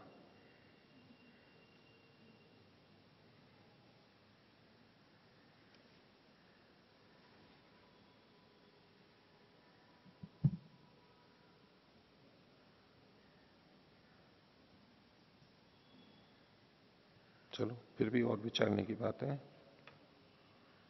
जी आचार्य जी, दूसरा है 1718 में। एक मिनट देखो, हाँ ये मैंने इसमें लिख भी रखा है, मैंने उस दिन बोला नहीं था क्या? ये देखो हिंदी में जो लिखा है ना व्याख्या में, यदि सब काल में होम होवे तब किसका अतिपात होवे। तो इन दो कालों में ही अतिपात दोषकृत शास्त्र यह नहीं कह रहे हैं। इसको क्या है, तब किसी भी काल में करना शास्त्रोक्त ही होगा, तो अतिपात कभी नहीं करते। यदि सब काल में होम होवे यानी इसकी विधि मानी जाए तो किसका अतिपात होवे, तब किसी भी काल में करना शास्त्रोक्त ही होता, तो अतिपात कभी नहीं कहते। इसको अतिपात कहते ही नहीं, इस दृष्टि से संगति लगेगी। ठीक है। हाँ। और जी 1718 पृष्ठ में भाष्य की जो सबसे अंतिम पंक्ति है, बीच में से नायम अभ्यासः कर्मशेष इति उक्तम। तो यहाँ जो वो लगाया हुआ है, क्या बोलते हैं, टिप्पणी का चिन्ह लगाया हुआ है, अनुपलब्ध मूलम, ये उसमें 591 पृष्ठ में है मीमांसा के, यावत जीवम अग्निहोत्राधिकरणम, उसी में इस बारे में विचार किया गया है। ये कर्तृधर्म माना, ये 241 में है। हाँ, 241 है ना वो? जी 241 में। हाँ ठीक है, मैंने लिख तो रखा है 241। पृष्ठ संख्या क्या है? 591। 591। 91, हाँ ठीक है। वहां पर इसको कर्तृधर्म माना है, अभ्यास को कर्तृधर्म माना है, ये इसमें विशेषता है। एक तो है कि कर्म का धर्म माना जाए, इसको कर्म का धर्म माना जाए तब तो एक अलग बात हो जाएगी फिर। और कर्ता का धर्म, वहां पर अभ्यास को कर्ता का धर्म माना गया, वही है नायम अभ्यास है कर्म शेषम इत्युत्तम, यानी ये कर्म का अंग नहीं है अभ्यास, ये तो पुरुष का है। ठीक है जी। और दूसरा प्रश्न है, तीसरा 17 पृष्ठ में, 1722 पृष्ठ में। जी यहाँ पर जो 2-3 अधिकरण चल रहे हैं, इसमें कह रहे हैं कि अग्निहोत्रादि कर्मणाम निमित्ता अनुरोध है ना, आवृत्ति अधिकरणम, अर्थात जब जब निमित्त उपस्थित हो तब तब उसकी काल रूप निमित्त। हाँ यहाँ काल रूप निमित्त की बात है। हाँ जी, तो उसकी आवृत्ति करनी चाहिए। हाँ। तो जैसे आता है कि निमित्त होने पर नैमित्तिक हो ही आवश्यक नहीं है, जैसे कि न तो कार्याभावात कारणाभाव जैसे सूत्र है, भले ही कार्य नहीं हो रहा है लेकिन कारण तो हो ही सकता है। नहीं, निमित्त के होने पर वो करना ही चाहिए, क्योंकि ये तो विधि कही गई है ना यहाँ पर। वो एक अलग चीज है कि आप मिट्टी के होने पर घड़ा हो ही, ये कोई आवश्यक नहीं है। कारणाभावात कार्याभाव, न तो कार्याभावात कारणाभाव, ये जो बात है वहां कोई विधि तो नहीं की जा रही है ना, वहां केवल क्या है, द्रव्य का कथन है, वो एक अलग प्रसंग में कही जा रही है। ये प्रसंग जो कह रहे हैं विधि कही गई है कि वसंते वसंते जो भी कोई काल किया गया या प्रातः सायं, उस निमित्त में इसको करना चाहिए। तो अब ये विधि कहां कहां लगेगी? जब जब निमित्त होगा तब तब लगेगी, सब जगह लगेगी। निमित्त है तो नैमित्तिक हमें करना ही चाहिए, इस रूप में विधि को संदर्भ में इसको घटा के देखेंगे। एक और वो कल परसों बात आई थी, तो ये वहां क्यों घटा रहे हैं, उसका मेरे को फिर अंतर आया था, प्रश्न आपका भूल गया मैं। एक ये तो था द्रव्यों से, कर्मों से संबंधित था। हाँ हाँ, यही वाला प्रश्न था जो अभी हम शुरू में चला रहे हैं ना, कि भाई शास्त्र में उसी चीज की बात कही जाती है जिसका हमारे को स्वभावतः पता नहीं होता। ये बात मुख्य रूप से इस कर्मकांड और इन चीजों से जुड़ी हुई है, मुख्य रूप से इससे जुड़ी हुई है। हमने उसको व्यापक करके उधर भी ले गए, वहां हमारे को थोड़ा सा क्या करना होगा कि प्राय करके वो नहीं पता लगती, विशेष प्रयत्न करके भले ही पता लग जाए, लेकिन प्राय करके पता नहीं लगती, इसलिए वो कहा जाता है। क्योंकि बहुत सारे उपदेश, ये बात वैसे उस दिन भी मैंने कही थी, कल भी कही थी, लेकिन ये अंतर दोनों में करना पड़ेगा। यहां तो ये लगेगा, उसमें जो, हाँ इन्होंने रमन जी ने पूछा था वो, कि जो अदृष्ट है बिना किसी अन्य किसी प्रमाण से जिसको जाना ही नहीं जा सकता, ये वाली जो बात थी, ये इस कर्मकांड के संदर्भ में तो घट जाएगी। लेकिन जब हमने इसको व्यापक कर दिया, वहां ये नहीं कह सकते कि अन्य प्रमाण से जाना ही नहीं जा सकता। हाँ, जो विशेष प्रयत्न करेगा वैज्ञानिक आदि की तरह, तो वहां वो भी जाना जा सकता है, लेकिन सामान्यतः वो हमारे को नहीं पता लग रही है। वो बातें शास्त्रों में कही गई हैं, उस संदर्भ में लगाएंगे। इनका संदर्भ थोड़ा इतने तक था, हमने बढ़ाया तो वहां थोड़ा ये अंतर करना पड़ेगा। ठीक है। हाँ जी आचार्य जी, जैसे अगर हम कहते हैं कि बारिश होने पर कपड़े उठा लेना, बारिश होने पर कपड़े, किसी के कपड़े सूख रहे हैं हाँ, तो उतार उसको लेना। हमने कहा कि कपड़े उतार लेना, तो अब वहां पर बारिश होना तो ये निमित्त है और कपड़े उतारना नैमित्तिक है, तो वो एक बार बारिश होने पर तो करता है, लेकिन अगर दूसरे दिन उसको नहीं बताया गया तो वो उठाता नहीं है। उठाता नहीं है, तो इसी ये प्रकार मूर्ख से हुआ ना, नहीं वो मूर्ख हुआ ना। नहीं, उसको बता के गए हम, तब उसने उठा दिया, लेकिन दूसरे दिन नहीं उठाया क्योंकि वो तो मेरे कपड़े। काके भ्योदधि रक्षणताम, वो वाली बात होगी। काक दधी न्याय, भाई कौवे से है तो भाई बिल्ली भी तो उसमें आ गई। मूल बात क्या कही जा रही है? दही की रक्षा। अब ये उद्देश्य और विधेय को थोड़ा सा समझ लेना है कि भाई आखिर वक्ता का प्रयोजन क्या है। वो क्या कहे भाई, कौवों से दही की रक्षा करना, कौवे टोंच ना मार जाए, खा ना जाए। तो बोले ठीक है, अब बिल्ली आकर के खा गई या कुत्ता आ गया, उससे तो बचाना ही नहीं है, क्योंकि मेरे को तो ये कहा ही नहीं गया है। भाई वक्ता ने काक, वहां पर कौवा जो कहा गया है वो एक उपलक्षण है।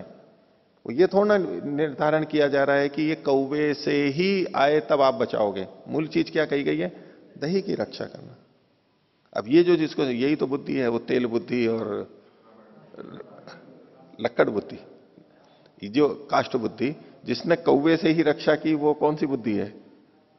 काष्ठ बुद्धि। रबड़ बुद्धि नहीं है। रबड़ बुद्धि होती तो वो कौवे से भी रक्षा नहीं करता। काष्ठ बुद्धि है, मतलब लकड़ी में जितना छेद किया गया उतना ही रहता है, वो बढ़ता नहीं है। कौवे से कहा तो कौवे से ही करेगा, ये काष्ठ बुद्धि है। और तेल होता है तो पानी पे गिरा तो जहां गिरा वहीं नहीं रहता, फैल जाता है। वो फैलने वाला तेल लेना, कहीं एक जगह रहने वाले तेल को उदाहरण में ले लो। वक्ता का तात्पर्य ऐसे तेल से है जो फैल जाता है। तो जितना कहा गया उससे ज्यादा भी जो हो संभव है उसको भी वो जब लेकर के चलता है, ये तात्पर्य समझ गया, अभी दही की रक्षा करनी है। हाँ जी, वो तो तात्पर्य हो गया, लेकिन जो वाक्य से हमें पता लग रहा है कि एक स्थिति में हमने, जैसे माना अपने मित्र को कह दिया किसी ने कि मेरे कपड़े सूख रहे हैं, बारिश होने पर उतार देना, तो अब दूसरे दिन तो मैंने उसको कहा ही नहीं, तो उसको पता भी नहीं होगा कि मेरे कपड़े सूख रहे हैं। परंतु एक वाक्य निमित्त के होने पर नैमित्तिक होता ही है, तो निमित्त तो था लेकिन नैमित्तिक नहीं हुआ उस अब समय। इसमें आएगा कि वो वक्ता ने जो कहा है वो किस उद्देश्य से और कब तक के लिए कहा है। अगर कोई अपने सेवक को कह रहा है, सेविका को कह रहा है, अपने बच्चों को कह रहे हैं, एक सामान्य रूप से कथन किया गया, तो वो हमेशा के लिए लगेगा। अब कोई आया है और हमने कहा कि भाई मैं जा रहा हूं और आज आप मतलब वो है वहां पर, तो बोले हो तो उतार लेना। अब वो हमेशा वहां रहता नहीं है, आया ही अभी है, अथवा तो अन्य कार्यों में जाता। उस दिन रविवार को यहाँ है, अब वो पति सोमवार मंगलवार को तो कार्यालय में बैठा हुआ है। बोले पत्नी ने कहा था कि बारिश होते ही उतारना है, तो वहां बारिश होते भाग करके आके करेगा क्या? नहीं, उस पर लागू ही नहीं होता है। तो अपने मित्र को कहा, वहां अगर लागू होता है तो भाई साथ में हम कारण बताते हैं ना, भाई मैं थोड़ा बाहर जा रहा हूं, बाजार जा रहा हूं और बारिश हो तो उतार लेना। अब इसमें क्या हुआ? अब जिस दिन वो घर में ही बैठा हुआ है और बोले कि मैंने आपको कल भी कहा था, तो आप उतारो भाई, आज आप बाहर थोड़ा ना गए हो, आप तो यहीं पर ही हो। तो किस परिस्थिति में कहा गया उस संदर्भ में तो वो लगेगा। वक्ता के अभिप्राय के अनुसार नित्य भी अर्थ जा सकता है और एक समय का अर्थ भी जा सकता है, वहां पर दोनों ही हो सकते हैं। हाँ जी, और इसी में ही जी दूसरा प्रश्न है, जैसे यहाँ पर दिया है सूत्र संख्या 27 1722 में, तेषाम औत्पत्तिकत्वात् आगमेन प्रवर्तेत। तो इसके भाष्य की दूसरी पंक्ति में कह रहे हैं कि उत्पद्यमानम कर्म काल संयुक्तमेव उत्पद्यते। इसका अभिप्राय स्पष्ट नहीं इसका हो अभिप्राय यह है कि जहां जिस वाक्य से विधि की गई, उत्पत्ति वाक्य जो है, विधि वाक्य जो है, उसमें वो काल से जोड़ करके विधि की गई है। काम संयुक्त तो होता है, काल संयुक्त तो होता है कि इस समय करना चाहिए। जो कर्म की विधि की गई है वो काल विशिष्ट की गई है वहां पर। जो अग्निहोत्र कर्म की विधि तो यावत जीवम अग्निहोत्रम जुहुयात है, और काल की विधि की गई है प्रदोषम अग्निहोत्रम होतव्यम में नहीं, केवल। ये जो उदाहरण दे रहे हैं, प्रदोषम अग्निहोत्रम होतव्यम उष्टायाम प्रातः, तो इसमें तो केवल काल की विधि की गई है, होम की विधि तो यावत जीवम अग्निहोत्रम। ये जो बात कहना चाहते हैं, ये हो सकता है इसी को संकेत कर रहे हो, लेकिन वाक्य का अर्थ तो यही है कि उत्पद्यमान कर्म काल से संयुक्त ही उत्पन्न होता है। ठीक है, इसको यूं करिए फिर। ठीक है, उत्पत्ति विधि वाक्य अलग हो गया और काल की विधि अलग हो गई, ये गुण विधि हो गई, हो गया। अब जब वो कर्म उत्पन्न होगा तो वो काल से संयुक्त ही होगा, बिना काल से संयुक्त नहीं हो सकता है, भले ही अलग अलग वाक्य हैं, ऐसा ले लीजिए। तो उत्पद्यमानम कर्म, उत्पद्यमान कर्म का विशेषण है। उत्पन्न होता हुआ कर्म कब उत्पन्न होता है? काल संयुक्तम एवं, उसी समय होगा, अन्य समय में नहीं होगा। हाँ, मतलब ये कहना चाह रहे हैं कि जो दोनों वाक्य हैं, एक तो यावत जीवम अग्निहोत्रम जुहुयात वाला और प्रदोषम अग्निहोत्रम होतव्यम, तो ये दोनों वाक्य जुड़ करके ही अग्निहोत्र का मतलब विधान होगा, अलग अलग नहीं होगा। वो काम संयुक्त के विषय में कहा था कि जहां उत्पत्ति वाक्य वहां कामना साथ में संयुक्त है, तो वो उससे उसी में ही वो कामना होने पर ही होगा, वो भी बात है ना। ठीक है, इसमें तो अलग अलग होते हुए भी हो जाएगा। जी, और इसमें एक और बात है कि ये जो औत्पत्तिकत्वात् है, यहाँ पर तो इन्होंने उत्पत्ति वाला लिया था, लेकिन जो पहले ही अध्याय के पहले पाद में पहला ही सूत्र आता है, पहले से थोड़ा सा बाद में, तो वहाँ पर औत्पत्तिकस्तु 5वां सूत्र है, तो उसमें औत्पत्तिकम इति नित्यम, नित्य को वहाँ पर औत्पत्तिक कहा गया था। तो यहाँ भी अगर हम नित्य अर्थ लें तो मुझे लग रहा है कि वो भी संगत हो सकता है औत्पत्तिक का। नित्य में कैसे जोड़ोगे? मतलब तेसाम मतलब अग्निहोत्र आदि के नित्य होने के कारण से आगमन काल जब जब आएगा तब तक होते रहेंगे, इस दृष्टि से। नित्य है मतलब तो कामना से रहित है, काम्य नहीं है, काम्य होते ही तो अनित्य हो जाएगा। ठीक है, ले सकते हैं अगर ऐसा हो जाएगा।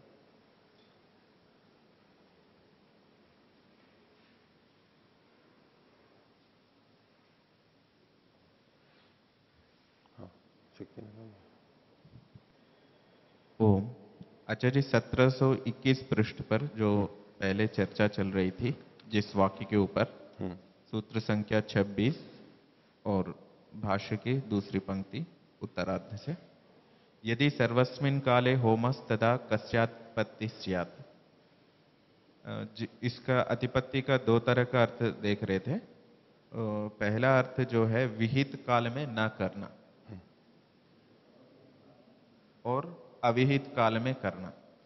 तो मुझे ये प्रतीत हो रहा है तो विहित काल में न करना ही अर्थ लेना चाहिए। तो उसमें अतिपत्ति कैसे होगी ये बताना है अपने को। जी। यदि सर्वस्मिन् काले होमा तदा कस्य अतिपत्ति स्यात्, कस्य कालस्य अतिपत्ति स्यात्। हाँ, ये काकू ध्वनि से पूछ रहा है कि आपके पक्ष में सभी काल में यदि हवन हो तो अतिपत्ति कहाँ से होगा? जिस शाम के समय में अग्निहोत्र का है तो लगातार चल रहा है तो शाम का ही होगा, शाम में भी होगा, और लगातार चल रहा है तो सुबह का तो सुबह भी होगा। तो आतिपत्ति क्या है? फिर भी ये वाक्य कह रहा है, फिर भी ये वाक्य कह रहा है, इसका मतलब ये अभ्यास सतत नहीं करना चाहिए।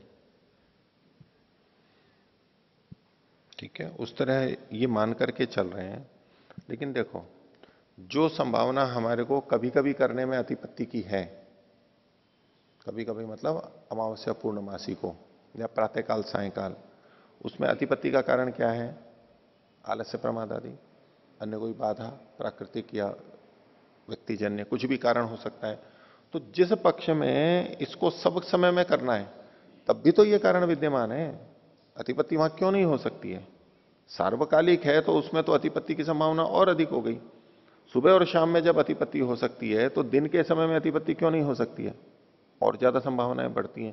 तो ऐसे कैसे कह सकते हैं कि वहां अतिपत्ति नहीं होगी? जो बात आप कह रहे हो ना, वो थोड़े अर्शों में तो लेकर के संगत लग सकती है कि वहां ये मान करके चल रहे हैं कि सदा ही होता रहेगा, लेकिन ये मानना ही गलत है। ये तो ये भी कह सकता है कि भाई दो समय में कहा गया है तो दो समय में होगा ही, अतिपत्ति की कोई बात ही नहीं है।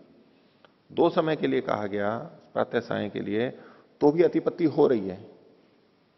तो आप अब सब जगह मान रहे हो तो भी अतिपत्ति हो सकती है। क्या हेतु है कि अतिपत्ति नहीं होगी? ठीक है, रविशंकर जी हो गया, तो आगे का पाठ देखते हैं। छठे अध्याय का तृतीय पाठ, पृष्ठ संख्या 1728। प्रथम अधिकरण है नित्य यथाशक्ति अंगानुष्ठातु अपि अधिकाराधिकरणम। जो नित्य कर्म है, नित्य कर्म है उनमें यथाशक्ति अंगों का जो अनुष्ठान कर सकता है। यथाशक्ति का मतलब जितना कर सके, शक्तिम अनतिक्रम्य, यथाशक्ति का यही मतलब होता है ना। एक यथाशक्ति का मतलब होता है कि मैं पूरा जोर लगाऊंगा और इसको करूंगा, यथाशक्ति दो अर्थों में प्रयोग होता है, लेकिन प्राय यथाशक्ति का यही अर्थ है। हमने किसी को कहा कि आप आइए हमारे घर पर, बोले अवश्य आना। वो अवश्य आऊंगा ये तो बोल ही रहा है, आना आना, मैं यथाशक्ति प्रयास करूंगा, मैं यथाशक्ति प्रयास करूंगा। क्या मतलब है यथाशक्ति प्रयास करने का? जितनी शक्ति है। अब उसको, अब ये वाक्य बोला तो इसलिए जाता है कि झूठ ना हो जाए, हमारे को मन में पता है कि जाना नहीं है। बोले नहीं, मैंने प्रयास किया था लेकिन आ नहीं सका, मैंने यथाशक्ति कहा था, ये थोड़ा ना कहा था कि आऊंगा ही।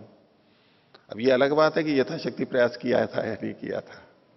यथाशक्ति का मतलब है जितना कर सकते हैं, जितना कर सकते हैं उतना करे वो। हाँ, फिर ना हो पाए ये एक अलग बात है। जितना कर सकते हैं उतना प्रयास किया और फिर भी कार्य सफल नहीं हुआ, भाई यत्ने कृते यदि न सिद्ध्यति, यथाशक्ति मैंने किया, नहीं हुआ तो नहीं हुआ, ये होता है। उसमें अपना पूरा प्रयत्न करते हैं। एक यथाशक्ति का मतलब होता है, उसका साफ साफ है कि जो नहीं हो सकता है तो छोड़ दो, जो हो जाता है सरलता से वो कर लिया, ये है यथाशक्ति। मेरे पास मनोज जी आए कल या परसों आए, हाँ, बोले वो कल पुस्तकें बटी थी ना, तो मैंने ये कहा था कि भाई जो समर्थ हों वो दे दें, इसका मूल्य है। ब्रह्मचारी लोग तो कह रहे हैं ही, और भी जो असमर्थ हैं वो नहीं दें, जो समर्थ हैं वो दे दें। उसके साथ मैंने एक बात और बोल दी थी कि जो दे सकते हो तो यथाशक्ति भी दे सकते हैं। तो क्या मतलब हुआ मेरा? वो मेरे पास पीछे पीछे आए, वहां कक्षा कमरे तक ऊपर तक गए, कक्षा के बाद ही बोले जी आपने ये कहा यथाशक्ति दे, ये यथाशक्ति देने का क्या मतलब है यहां? बोले ऐसा भी तो होता है कि वो दे सकते हैं लेकिन नहीं दें। मैंने कहा नहीं, सामान्यतः ऐसा कोई नहीं करेगा, जो दे सकता है वो तो दे ही देगा। हम यूं क्यों अविश्वास करें कि वो देने की सामर्थ्य और फिर भी नहीं दे रहा, और नहीं देगा तो नहीं देंगे। नहीं, बोले जी आपका फिर यथाशक्ति कहने का क्या मतलब था? ब्रह्मचारी तो देंगे नहीं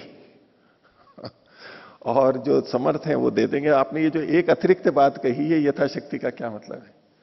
तो मैंने कहा यथाशक्ति का मतलब ये था कि जो पूरा नहीं दे सकता, जितना दे सकता है उतना दे दे। भाई 550 रुपए दो के थे, कोई 200, 300, 400 जैसे भी है उतना दे। जैसे शिविर में भी होता है, एक पूरा देते हैं, एक को निशुल्क कर देते हैं और एक को आधा निशुल्क भी करते हैं कि भाई आप कितना दे सकते हो उतना दे दो, जितना भी देते 100, 200, 500, इसको यथाशक्ति कहते हैं। तो यथाशक्ति का यह क्या मतलब है? नित्य कर्मों में यथाशक्ति अंगों के अनुष्ठान करने वाले को भी अधिकार मिल रहा है। एक तो है कि कर्म को, मुख्य कर्म को अंगों के सहित, पूरे अंगों के सहित करे, कोई भी अंग छोड़े नहीं, सांग प्रधान कर्म को करे, उसको ही अधिकार है कर्म करने का। और दूसरा है यथाशक्ति अंगों को करे, उसको भी अधिकार है करने का। तो ये सिद्धांत पक्ष है कि नित्य यथाशक्ति अंगानुष्ठातु अपि अधिकाराधिकरण। उसको आप इसके कारण से कि वो सारे अंगों को नहीं कर सकता, उसको अनधिकृत नहीं करेंगे, उसको भी अधिकार है। देखिए, बहुवृच ब्राह्मणे श्रूयते, आ कर लेना इसको, ब्राह्मणे, बहुवृच ब्राह्मण में, बहुवृच किसको बोलते हैं? ऋग्वेद को। तो यानी ऋग ब्राह्मण में ये वचन मिलता है, यावत जीवम अग्निहोत्रम जुहोति, वचन आ ही चुके हैं, यावत जीवम दर्शपूर्ण मासाभ्याम यजेता इति। ये वही दो वचन लिए हैं, लेकिन प्रश्न कुछ अलग तरह से उठा रहे हैं। ये तो विषय हो गया। कहते हैं नित्यम अग्निहोत्रम नित्य उच्च दर्शपूर्ण मासो। ये जो अग्निहोत्र और दर्शपूर्ण मास है ये नित्य कर्म है। नित्य और नैमित्तिक और काम्य, ये हम भेद देख ही चुके हैं। तो यहां नित्य कर्म है, ये काम्य कर्म नहीं है कि हमें कोई कामना हुई और उसकी पूर्ति के लिए हम ये करें। जो काम्य कर्म है वो तो अनित्य होते हैं। काम्य कर्म की जब इच्छा हुई तब कर्म करेंगे, क्योंकि कामना अनित्य होती है, सदा सबको पूरी सारी कामनाएं नहीं होती है, जब जिसकी जो कामना वो करेगा। तो ये नित्य है कर्म। नित्यम अग्निहोत्रम नित्य उच्च दर्श पूर्णमासो, इन्हीं के संदर्भ में बात चल रही है। तत्र यदे तत्काम श्रवणाद अन्यत अकाम श्रवणम द्वितीयम, तो इनमें जो काम श्रवण से भिन्न जो अकाम श्रवण वाला दूसरा है, तत्र संदेह है, उसमें संदेह है। तो इससे क्या मतलब निकला कि अग्निहोत्र भी दो प्रकार का होता है, काम्य अग्निहोत्र और अकाम्य अग्निहोत्र, नित्य अग्निहोत्र। और ऐसे ही दर्शपूर्ण मास भी काम्य भी होता है और अकाम्य भी होता है, दोनों होते हैं। अभी तक सामान्य रूप से हमने क्या सुना है, नित्य है यानी ये अकाम्य है, लेकिन वो काम्य भी होते हैं। प्राय करके अकाम्य मान करके जो नित्य अग्निहोत्र दर्शपूर्ण मास है वो। तो इन्होंने कहा कि तत्र यदेतत् काम श्रवणाद अन्यत अकाम श्रवणम द्वितीयम तत्र संदेह किम यह कार्स्नेन विधातुम उपसंहर्तुम शक्नोति, जो पूरी तरह विधिम उपसंहर्तुम, जो पूरी तरह विधि को करने में समर्थ हो, तस्सैव अधिकार, मात्र उसी का अधिकार है। उत विगुणमपि तत्प्रयोक्तव्यमिति, अथवा विगुण होते हुए भी उस कर्म को कर लेना चाहिए, विगुण होते हुए भी उस कर्म को कर लेना चाहिए।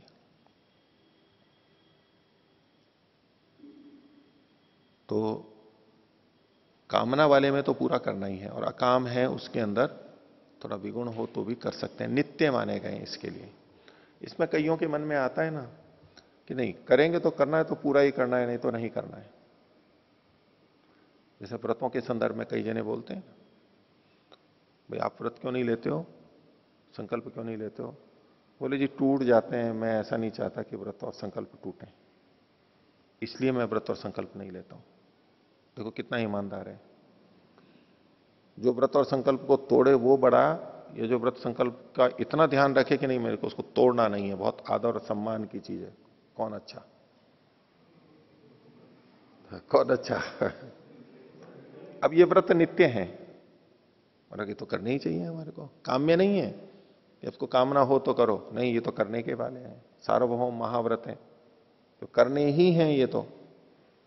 अब उसमें क्या करेगा वो, क्या उसके लिए कहेंगे नहीं आप पूरा करो तो करो, नहीं तो नहीं करो। डरते हैं, बोले कहीं दोष हो गया तो फिर प्रायश्चित करना पड़ेगा और पता नहीं देवता नाराज हो जाएंगे, इससे तो हम नहीं करेंगे, व्रत ही नहीं लेंगे। नहीं, जो नित्य चीजें हैं उसमें संपूर्ण अंगों के सहित नहीं भी कर पा रहा है तो भी उसको व्रत लेने का अधिकार है और उसको व्रत लेना चाहिए। उस दृष्टि से यहां पर देखिए दो वाक्य हैं, देखो। गुरु जी से पूछा, आध्यात्मिक गुरु जी से, भाई उन्हीं संदर्भों में तो बात आती है ये। जी मैं शराब पीता हूं, मैं सिगरेट पीता हूं, मैं ध्यान कर सकता हूं, मैं यज्ञ कर सकता हूं? क्या उत्तर देंगे? मैं शराब पीता हूं, मैं सिगरेट पीता हूं, मैं यज्ञ कर सकता हूं, मैं ध्यान कर सकता हूं, मैं व्यायाम कर सकता हूं? अनुमति देंगे या नहीं देंगे? अनुमति देंगे या नहीं देंगे? देखो उदारवादी है, कोई देगा नहीं देगा, भाई चलो शराब पीता है, बीड़ी पीता है, यज्ञ तो करेगा, ध्यान तो करेगा, उससे वो छूट जाएंगी उसकी चीजें। ठीक है, स्वीकार होगा या नहीं होगा? दूसरा शिष्य गया, जी मैं यज्ञ करता हूं, ध्यान करता हूं, लेकिन शराब भी पी लेता हूं, बीड़ी भी पी लेता हूं। अब क्या कहेंगे उसको? स्वीकृति नहीं देंगे। अच्छा चलो आप ध्यान करते हो, यज्ञ करते हो, चलो पी लिया करो शराब और बीड़ी। उसको स्वीकृति, अरे ये करते हो, ये तो बिल्कुल मत करो तुम, ये करते हुए ध्यान करते हुए तुम शराब बीड़ी क्यों पी रहे हो? यही कहेगा ना। तो दोनों के अंदर अंतर हो गया, दोनों वाक्यों में, जबकि बात एक ही है। कुल मिलाकर के जो व्यक्ति है वो बीड़ी सिगरेट पी रहा है और ध्यान यज्ञ भी कर रहा है, दोनों ही दोनों कर रहे हैं, लेकिन दोनों में अंतर है। और हमारे उत्तर भी अलग अलग जाएगा। क्यों उत्तर अलग जाएगा? क्यों उत्तर लग जाएगा? एक को हम करने के लिए कह रहे हैं और एक को हम मना कर रहे हैं। हाँ रविशंकर जी। क्योंकि जो उपदेशक ने जो बात कही है दोनों ही संदर्भों में उसके हित के लिए कही है, इसलिए हित के दोनों लिए तो तरफ अलग कहिए, अलग। क्यों अहित हो रहा है वो बताओ ना, उसमें क्यों उसका हित हो रहा है, क्यों उसने इसमें, जब एक ही स्थिति में एक का तो अहित हो रहा है और एक ही बिल्कुल उसी स्थिति में दूसरे का अहित देख रहे हो, एक में हित देख रहे हो एक में अहित देख रहे हो, ये कैसे? नहीं, वो बताओ। दोनों ही स्थितियों में हित हो रहा है उसका। दोनों ही स्थितियों में हित हो रहा है जी। किसका? उस व्यक्ति का। व्यक्ति का, हाँ। नहीं तो फिर दोनों को करना चाहिए। जब किसी को बीड़ी सिगरेट पीते हुए ध्यान करने की हित अनुमति दी जा रही है, उसमें उसका हित है, जी। तो दूसरा व्यक्ति भी यदि ध्यान करते हुए बीड़ी सिगरेट पी लेता है तो उसमें उसका हित नहीं होगा? न्यायपूर्वक नहीं चलेंगे बात? नहीं, उलझ गई बात, कुछ समझ में नहीं आ रही है? आ रही है? रमेश मुनि जी बताइए, क्या? माइक लीजिए।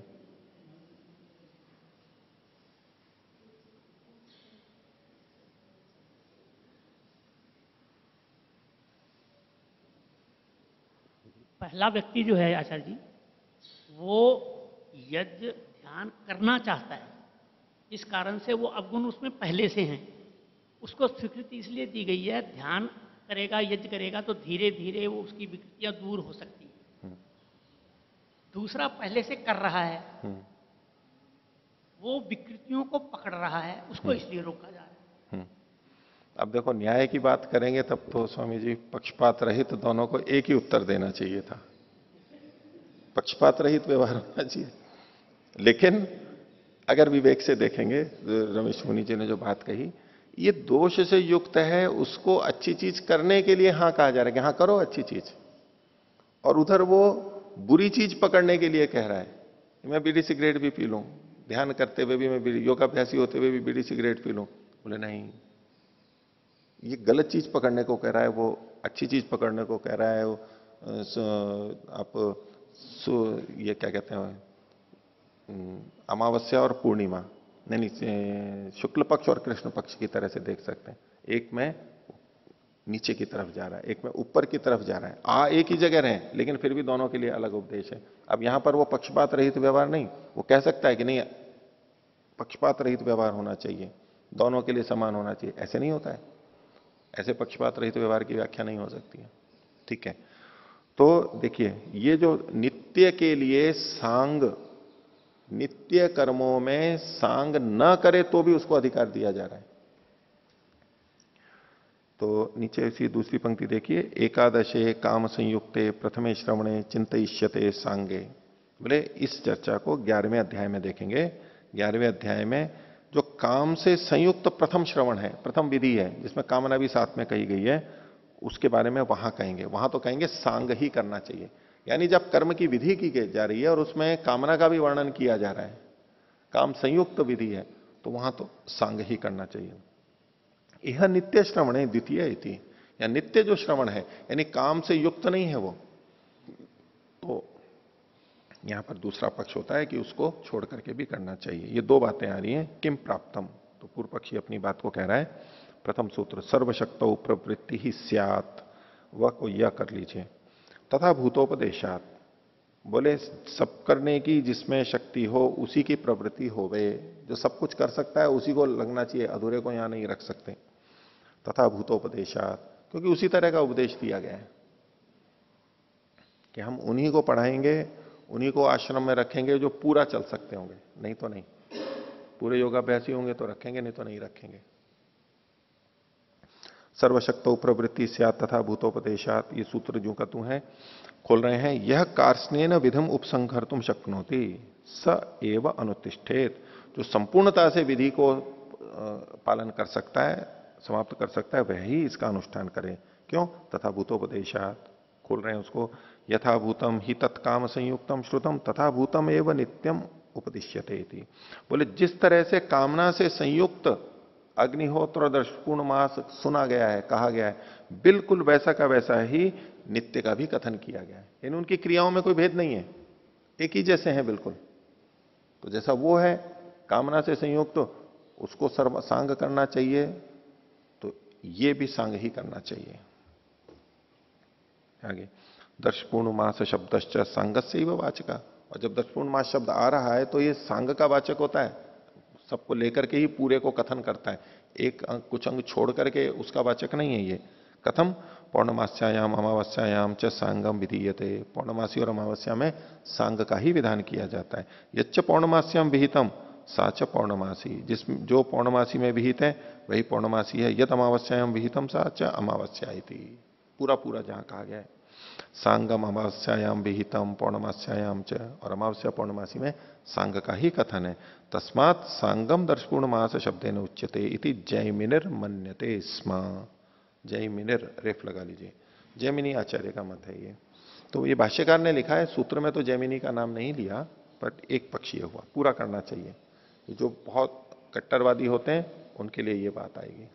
ये व्रतों का पालन करना है तो आप पूरी तरह कर सकते हो तो ही लो, नहीं तो नहीं। ये जो पवित्र किसको पहनाना है? जो पूरे उनके नियमों का पालन कर सके उसी को पहनाना है, फिर उन नियमों को भंग करते रहते हैं। तो बोले इससे तो ना पहना हो अच्छा, इससे तो यज्ञोपवीत की निंदा होती है, बाधा होती है। देखो यज्ञोपवीत पहनने वाले ऐसे ऐसे कर्म करते हैं, इसलिए नहीं पहनाना चाहिए। तो वो जो अति में दोष करते हैं उनके लिए तो ठीक है, लेकिन यज्ञोपवीत पहन के वो कर रहा है, कभी कभी थोड़ी थोड़ी दोष होते हैं, कोई कोई चीज छूटे, कर रहा है वो, लेकिन कुछ कुछ दोष होते हैं, उनको मना नहीं किया जाएगा, उनको स्वीकार किया जाएगा। हाँ बिल्कुल नहीं कर रहा है तब तो रोकना ही नहीं वहां पर। आगे सिद्धांति कह रहा है दूसरा सूत्र, अपि वा अपि एक देशे स्यात्, बोले नहीं इसमें एक देश में भी हो जाए, अल्प विराम। प्रधाने ही अर्थ निवृत्तिर, ह्यर्थ रेफ लगा लेना, प्रधान कर्म के करने पर ही अर्थ की निवृत्ति हो जाती है, यानी जो प्रयोजन है वो सिद्ध हो जाता है। गुण मात्रम इतरथ, बाकी जो चीजें हैं वो तो गुण रूप में अप्रधान है, और तदर्थत्वात्, और वो इसी प्रधान के लिए है, तो प्रधान के होने पर हो जाता है, तो गुण ना भी हो तो भी चलेगा, है निवृत्ति। तथा ही अर्थ निवृत्ति, हाँ निवृत्ति, तथा ही अर्थ निवृत्तिर, अर्थ की निवृत्ति नहीं, ये तो फिर निवृत्ति जाना चाहिए। तथा ही अर्थ निवृत्ति, प्रत्यव अर्थ निवृत्ति ही है, निवृत्ति ही, हाँ हाँ निवृत्ति है, ठीक है, ऊपर निवृत्ति लिखा है, तथा ही अर्थ निवृत्ति ही, निवृत्ति ही है, ये दो तय नहीं है, इसको एक कर लीजिए, ठीक है। अर्थ की निवृत्ति यानी अर्थ की पूर्णता तभी होगी, निर्वृत्ति अर्थ है इसका, निवृत्ति मतलब निर्वृत्ति, क्योंकि ये अंग उसी प्रधान के लिए होते हैं। भाष्य अपि वा पक्ष व्यावृत्ति, पूर्व पक्ष को हटाया, वहां से अपि एक देशे अंगानाम स्यादेव प्रयोगा, एक देश में अंगों का प्रयोग हो ही जाए। यतः सांगस्य अपि अनंगस्यापि प्रयुज्यमान से प्रधानादेव अयम अर्थो निष्पद्यते, क्योंकि सांग और अनंग दोनों को भी प्रयोग करे या ना करे उसमें प्रधान से ही अर्थ की निष्पत्ति होती है। फल जो मिलेगा वो प्रधान से मिलेगा, तो प्रधान तो करना ही है, अंग साथ में हो या नहीं हो वो चलेगा। गुण मात्रम सांग प्रयोगेण भवति, ये जो सर्वांग प्रयोग है, सर्वांग का प्रयोग करेंगे तो गुण मात्र यानी तो स्वर्ग की प्राप्ति। स्वयं पूछ रहे हैं आगे, को गुण, कौन सा गुण होगा सर्वांग करने पर? तो कहा सांगात स्वर्गाभिनिवृत्ति, निर्वृत्ति ही, सांग से स्वर्ग की प्राप्ति होती है, यानी ये काम्य कर्म आ गया। जब सांग करेंगे तो स्वर्ग की प्राप्ति होगी। प्रधान मात्रा इदम अन्यत फलम, और जो प्रधान मात्र करते हैं यानी अंगों में कोई चीज नहीं भी हुई तो उसका फल अलग ही है। यद्यपि उसका कोई फल नहीं कहा गया है सीधे सीधे, तो उसका फल क्या होता है? प्रत्यवाय को हटाना, बस, विशेष नहीं मिलेगा। अब जैसे इसको आप भोजन पे घटा लीजिए, भोजन नित्य कर्म है, नित्य कर्म है नैमित्तिक कर्म है? भोजन भोजन नित्य कर्म है नैमित्तिक कर्म है? नैमित्तिक का मतलब काम्य कर्म। भोजन काम्य कर्म है या नित्य कर्म है? जिनकी दृष्टि में भोजन काम्य कर्म है, काम्य कर्म है, क्या कामना हो सकती है भोजन से? बहुत स्वाद आए और शरीर बहुत विशेष बने। उनको भोजन में छोटी भी चीज अगर नहीं दी जाए ना तो कहेंगे नहीं, बात नहीं बनी। या तो स्वाद की दृष्टि से, चाहे अचार नहीं हो, चाहे ये चीज नहीं हो, चाहे ये चीज नहीं हो, घी नहीं हो, उनको सब में बाधा लगेगी। खिलाड़ी हो जो शरीर के लिए विशेष पुष्टि चाहता है, उसको एक चीज नहीं मिले ये नहीं चलेगा, क्योंकि वो काम्य कर्म है, विशेष लक्ष्य को लेकर के चल रहा है, उसमें सारी चीजें होनी चाहिए। लेकिन अगर नित्य कर्म है, नित्य कर्म किस लिए होते हैं? प्रत्यवाय को हटाने के लिए। प्रत्यवाय क्या है? भाई भूख लग रही है, भाई जीना है, अगर खाएंगे नहीं तो भूख लगेगी, नींद नहीं आएगी, काम नहीं कर पाएंगे, दुर्बलता होगी, बस बाधाओं को हटाना जिसका प्रयोजन है। ये खा किसके ले रहे हैं? वही भूख को तो शांत करना ही पड़ता है।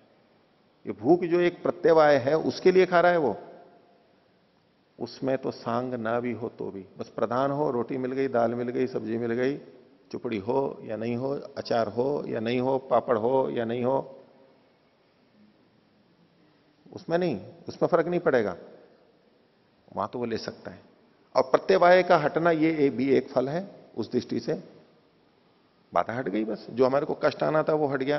तो ये ही कर्म जो नित्य कर्म है, ये काम्य भी हो सकते हैं और नित्य भी हो सकते हैं। नित्य होंगे तो कुछ अंग नहीं भी हुए तो भी चलेगा। अब कोई रोगी है, उस रोग को हटाना प्रयोजन है, तो सारी औषधियां होनी चाहिए, कोई भी चीज छूटनी नहीं चाहिए। लेकिन एक स्वस्थ व्यक्ति है, भाई चलिए चलो और चीजें कुछ खा लेता हूं तो और शक्ति आ जाएगी, उसमें कभी कोई चीज नहीं हो तो चिकित्सक क्या, चलो कोई बात नहीं, ये नहीं लेंगे, तो फिर कभी हो जाएगा, छोड़ भी दो उसको। रोगी है तो नहीं, ये चीज छूटनी नहीं चाहिए, कोई चीज छूटनी नहीं चाहिए। तो ऐसे ही इन नित्य कर्मों के लिए है कि सांग पूरा का पूरा करें या तो एक छोड़ करके कर सकते हैं। तो इन्होंने कहा कि प्रधान मात्रा इदम अन्यत फलम, अन्यत फलम का मतलब प्रत्यवाय का हटना। तस्मात स्वर्ग प्राप्त्यर्थम संपूर्णांगम करिष्यामि इति आरब्धम, जो स्वर्ग की प्राप्ति करनी है, विशेष योग्यता बनानी है, विशेष शरीर का निर्माण करना है या विशेष सुख लेना है, तो वहां तो सांग करना चाहिए, हर चीज होनी चाहिए वहां पर। गिलास ऐसे होना चाहिए, ये चीज यहां रखी जानी चाहिए, ये होना चाहिए, हर छोटी छोटी जो बात है वो सब चीज होनी चाहिए, ये तो आनंद बिगड़ जाएगा। ये सुगंध होनी चाहिए, जैसे बड़े बड़े होटलों में खाते हैं ना बिल्कुल ढंग से, ये सुगंध होनी चाहिए, यहाँ ये पुष्प होना चाहिए, ये ड्रेसिंग होनी चाहिए। वो ड्रेसिंग ऊपर वाली भी अगर सुंदर नहीं होगी ना तो भी उनका आनंद चला जाएगा, क्योंकि तो उस आनंद को लेने के लिए गए, एक भव्यता, एक संपन्नता को भोगने के लिए यहाँ कुछ हम विशेष रूप से खा रहे हैं। और छोटी सी भी चीज कुछ होगी, कुर्सी भी इधर उधर होगी, गड़बड़ करेगा। लाइट ज्यादा कम हुई तो भी दिक्कत करेगा। और जिसको केवल प्रत्यवाय को हटाना है वो तो कहीं भी बैठेगा, बस उसको तो रोटी खानी है, खड़े होके भी खाएगा, हाथ में भी खाएगा, और हाथ धुले हुए नहीं हो तब भी खाएगा। वो तो कैसे भी खाएगा। वहां सांगता का आग्रह रख ही नहीं सकते, भूखा मर रहा है तो मर जाएगा, नहीं तो इसको तो देना ही है, जितना है उतना तो करेंगे। आगे देखिए, तथापि यदि कानिचित अंगानी न शक्नोति कर्तुम तथापि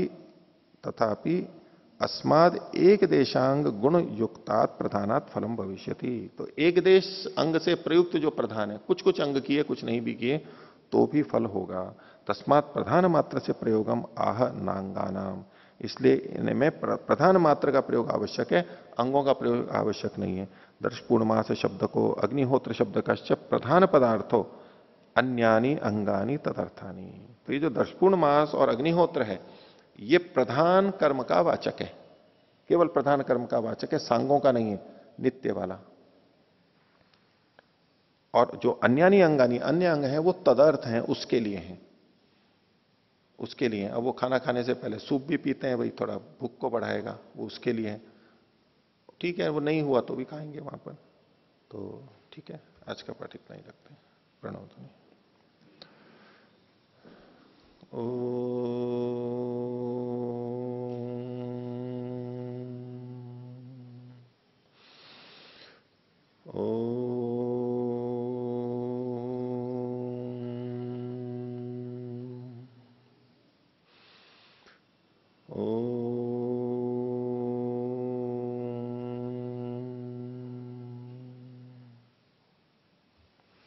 सभी को सादर अभिवादन। ओम शांति।